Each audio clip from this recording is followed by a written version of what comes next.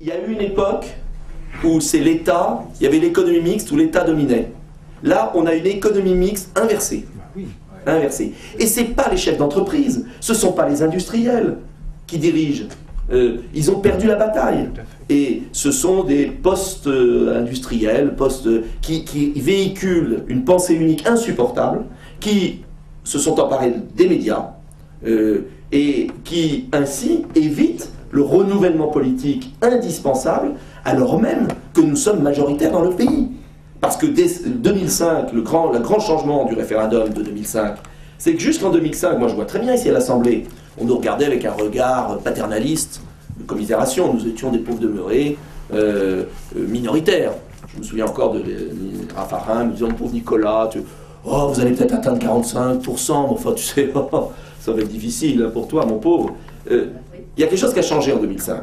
C'est que tout à coup, ils ont compris qu'ils étaient minoritaires. Ce faisant, ils ont compris qu'ils étaient minoritaires dans le pays, croyez-moi. Et ce faisant, ils sont devenus beaucoup plus agressifs, beaucoup plus méticuleux dans leur stratégie de prise de pouvoir, beaucoup plus offensifs dans leur stratégie d'évacuation de personnalités, qu'elles soient industrielles, médiatiques, politiques, parce qu'il y a un combat. Ils veulent garder ce système. Parce que c'est tellement plus simple d'aller produire chez des esclaves et d'avoir des esclaves en Chine pour réexporter en France. Simplement, pendant 10 ans, que ce soit aux États-Unis ou en Europe, on n'a pas tiré les conséquences de ce système. L'État, le contribuable, a été là pour payer les dommages collatéraux. Donc tout le monde y gagnait. Les industriels peuvent délocaliser en Chine avec des esclaves. Les chômeurs français sont assistés de morphine avec le RMI, le RSA, les pôles de conversion et l'assistanat général. Et tout le monde peut dormir tranquille. Aux États-Unis, ça ne s'est pas fait par l'État, ça s'est fait par l'endettement privé des ménages à qui on a prêté pour acheter leur maison sans comprendre qu'eux, ils étaient au chômage parce que l'entreprise était délocalisée en Chine et que Walmart achetait tous ses produits en Chine. Donc, grande distribution, secteur bancaire, multinational, ils tiennent les patronats, ils tiennent les hommes politiques, ils tiennent les médias. Je ne suis pas du tout paranoïaque et je n'ai pas de théorie complotiste, mais je regarde objectivement ce qui se passe.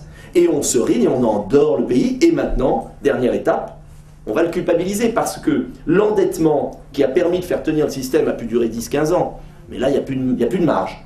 Alors, on triche encore jusqu'en 2012 pour la France. On triche encore. On fait croire que ça va pouvoir marcher et ils ont te faire au feu. C'est très simple. Oh, Sarkozy, il l'aurait bien remplacé par Strauss-Kahn, c'était encore mieux. Bon, pas de peau, donc il faut en trouver un autre. Alors, Hollande, Aubry, Sarkozy, voilà. Bon, ils sont interchangeables. Comme en Espagne, ils sont interchangeables. Moi, j'étais voir les indignés à Madrid, c'était émouvant. Il y a une fille qui pleurait, qui me dit, mais on est en démocratie, mais ce sont les mêmes. En Grèce, j'étais en Grèce, c'est terrible. J'étais en Grèce voir les forces politiques. Je me disais, je vais rencontrer un mec contre l'euro.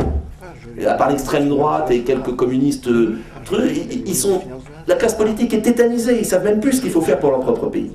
Parce que le système a exfiltré, et aujourd'hui, je peux vous dire, sans aucune prétention, vous enlevez Montebourg, vous enlevez Chevènement, vous enlevez Mélenchon, vous enlevez quelques personnalités qui tiennent par l'opération du Saint-Esprit, parce que on cultive notre terrain, parce que Jean-Pierre Chevènement à l'arraché a pu être réélu sénateur contre tous les partis, parce que moi ils veulent me faire la peau, mais ils auront du mal chez moi, mais ils peuvent le faire, parce que Montebourg joue fin, mais je ne sais pas si vous réfléchissez à quel point le débat politique en France est porté par quelques personnalités extrêmement fragiles politiquement.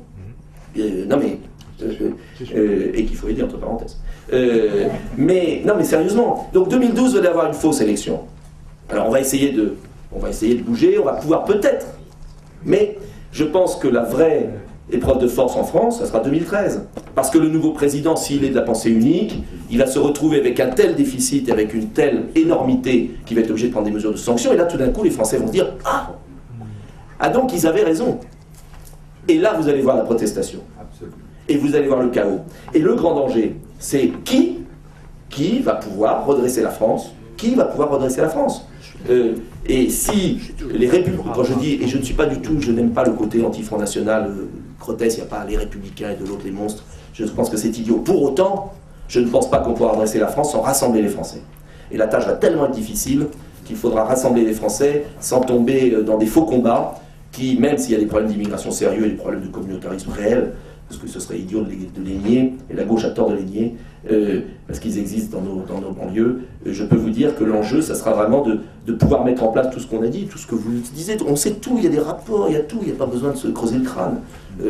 Le problème, et j'ai envie de vous le dire, parce qu'il y a beaucoup d'intellos ici, mais sérieusement, je vous le dis, parce que qu'est-ce qu'on rame?